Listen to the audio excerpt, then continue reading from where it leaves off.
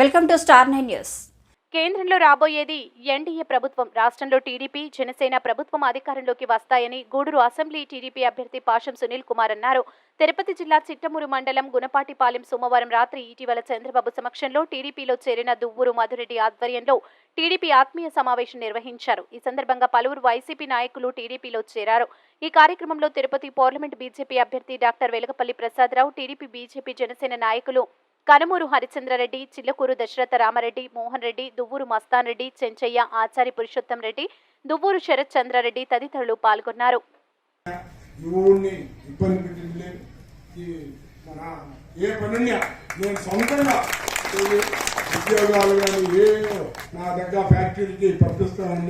ఒక రికమెండేషన్ లేదు, ఒక ఇబ్బంది పెట్టాల.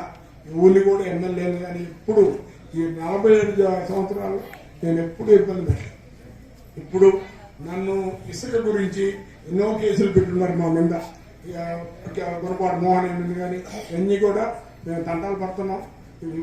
డబ్బు పోయేది కాకుండా కేసులు మళ్ళీ అందువల్ల అందరు మాత్రం చేస్తుంటే ఎవరు రైతులు కూడా సహకరించడం లేదు. ఈ రోజు తెలియదు బాధలు. ఒక్క 2 ఏళ్ళు వర్షం కాకపోతే మనం అందరం ఇబ్బంది పడుతున్నాం. అందువల్ల దయచేసి అందరికీ అదే కొల్లపూడి వేణిరెడ్డి గారి ముందు ఉంటే పాపం నీళ్ళకి రాబోయేది సెంట్రల్లో ఎన్డీఏ, రాష్ట్రంలో తెలుగుదేశం పార్టీ, జనసేన తెలియజేస్తున్నాం. కాబట్టి నిజంగా ఈరోజు చాలా మంచి రోజు. ఈరోజు నేను గూడూరులో నామినేషన్ వేశా. నాకే అర్థం కాల జనాభా ఎక్కడ వచ్చారు, 7 మంది నాయకులు వచ్చి ఈరోజు నాకు స్వాగతం పలికారు. నిజంగా అదంతా చంద్రబాబు నాయుడు గారి పుణ్యం. ఎందువలంటే ఆయన చేసిన అభివృద్ధి కార్యక్రమంలో ఈరోజు నా శ్రీరామరక్షగా మీడియా చేస్తున్నా.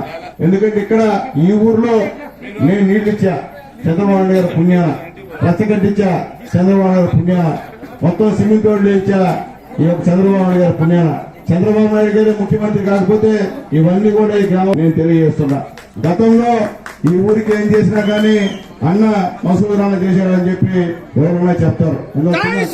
చిన్న బిడ్డ కానీ సమాధానం చెప్పే వ్యక్తి మా మదన్ అని చెప్పి నేను తెలియజేస్తున్నా. అట్లాగే మీకు ఇంకో విషయం చెప్తున్నా. రాజీ ఎంపీగా ఇవ్వాలి కదా, మాట తప్పడట. తర్వాత సంక్షేమం చెప్తాడు చూడండి నాన్న, అది ఒక పెద్ద గారడి.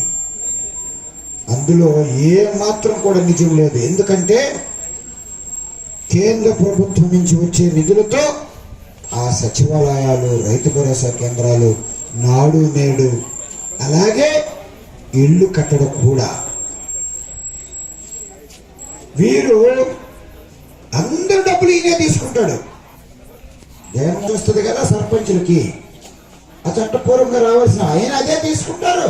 పెద్ద పెద్ద టౌన్లో ఉన్న నెల్లూరు వాటి కూడా ఆయన తీసుకుని నేను ఒక్కడనే గెలవాల అంటే ఇవన్నీ తీసుకుని జగన్మోహన్ రెడ్డి గారట బటన్ నొక్కుతారట.